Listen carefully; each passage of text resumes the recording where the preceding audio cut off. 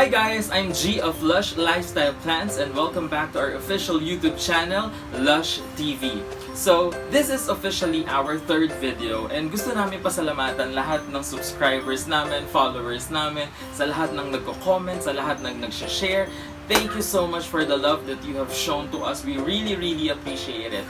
And para mas maraming mag-enjoy at matuto sa mga videos na pinapalabas namin, please make sure to share it with your friends, sa mga plantito, plantita, halamanong-halamanang na mga kakilala mo para lahat tayo matuto. Kung meron kaming nami-miss or meron kang ibang suggestions, pakilagay mo sa comment section dahil binabasa namin yan and naka-line up na yung mga susunod naming content based off sa requests ng mga subscribers na nagko-comment sa amin. This week, pag-uusapan natin ang sikat na sikat, paborito ng lahat, ang Monstera Deliciosa. May other names din yung Monstera Deliciosa. Ang tawag sa kanya is Swiss cheese plant, split leaf philodendron, and Mexican breadfruit. So first, ang Monstera Deliciosa ay native sa Central American rainforests from Mexico to Panama. And sa natural habitat niya, it could grow as high as 60 feet. Pero sa indoor, sa loob ng bahay natin, it could go as high as 8 feet. So you have to consider yung spot or yung area na paglalagyan mo ng Monstera Deliciosa dahil it takes space. Gusto niya ng space para mas lumaki siya at mas lumago siya. Una nating pag-uusapan is yung light conditions niya. Ang light conditions na kailangan ng Monstera Deliciosa ay bright indirect light. So meaning to say, kailangan palaging bukas yung kurtina sa kwarto para maliwanag yung environment na ibinibigay natin sa Monstera Deliciosa. Second na pag-uusapan natin ay yung watering ng Monstera Deliciosa. Itong halaman na ito ay very prone sa root rot or pagkabulok ng ugat. Hindi dapat nasusoak yung ugat niya sa tubig ng matagal. Pero gusto pa rin niya na may moisture na matitira. So you have to make sure na yung soil mixture na gagamitin nyo, na de-drain ka agad yung tubig, pero merong nare-retain na moisture.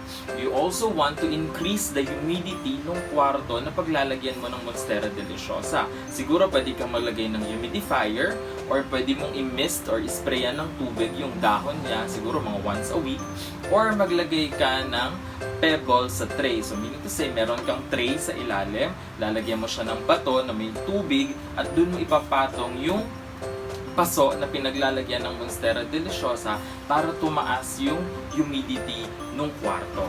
Sa propagation naman ng Monstera Deliciosa, meron siyang nodes. Kung nakapag-propagate ka na before ng photos or ibang philodendron, magkakaroon din siya ng node kasi walang node kasi itong nanditong example namin. Pero magkaka-node yan. So, maggugupitin mo siya below the node. Yung aerial root nun, hahaba siya kapag ibinabad mo siya sa tubig. Siguro mga 2 to 4 weeks, lalabas na yung mga ugat niya and pwede mo na siyang itanim sa lupa. Just make sure na papalitan mo every week yung tubig na pinaglalagyan ng Monstera Deliciosa cutting mo or kapag iba na yung kulay ng water. Kung wala pang 1 week, nag-iiba na yung kulay ng water, palitan mo na siya para hindi ma-infect ng bacteria yung cutting. Lastly ay ang price ng Monstera Deliciosa. So, siguro nakita nyo na medyo talagang mahal ang Monstera Deliciosa kahit sa ang seller ka magpunta. Minsan, may makikita ka, ugat pa lang yung binebenta, 900 pesos na or 950, 1,000 pesos. Ugat pa lang yun. Ikaw pa magpapatubo sa kanya. Meron din naman mga juvenile form, 1,500. Talagang medyo nagmahal yung price ng Monstera Deliciosa. Bakit nga ba nagtaas ang presyo nito? First one is the law of supply and demand. Madaming plantito, plantita, halamanang na naging interesado sa Monstera Deliciosa pero konti yung supply. So talagang tataas yung presyo niya dahil mataas ang demand pero mababa ang supply. Second is dahil mababa nga yung supply, yung iba nag-i-import na ng Monstera Deliciosa from Thailand or Indonesia. Kaya medyo mas mataas din yung cost kapag nanggagaling sa ibang bansa. And lastly, yung mga growers natin dito sa Philippines, bago lumaki ng ganito at maalagaan, ma-maintain ng ganito, yung Monstera Deliciosa, may maintenance cost din yun.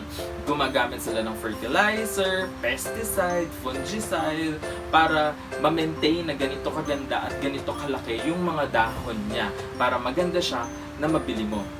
So, ngayon, hihingi kami ng tulong sa inyo. Gusto namin kasing malaman yung price range ng Monstera Deliciosa sa buong Pilipinas. Gusto namin makita saang-saang bang area na it could be mas mura pa yung Monstera Deliciosa or saang-saang area yung mahal na talaga, talagang super price increase na yung Monstera Deliciosa. Ngayon, punta kayo sa comment section, ilagay nyo yung lugar na tinitirhan nyo or kung saan man kayo nakalocate ngayon. And kung meron kayo dyang nakitang seller or nagtitinda or garden na nagtitinda ng Monstera Deliciosa, pakilagay nyo yung price dyan. No need to mention yung name ng seller or kung ano man yung shop yun. Gusto namin kasi makita, based sa location natin dito sa Pilipinas, ano-ano yung price range ng Monstera Deliciosa. So, thank you so much. Punta na kayo sa comment section and ilagay nyo na siya. Actually, hindi naman talaga mahirap mag-alaga ng Monstera Deliciosa. It is one of the easiest plants na pwede mong alagaan. So you don't have to be intimidated.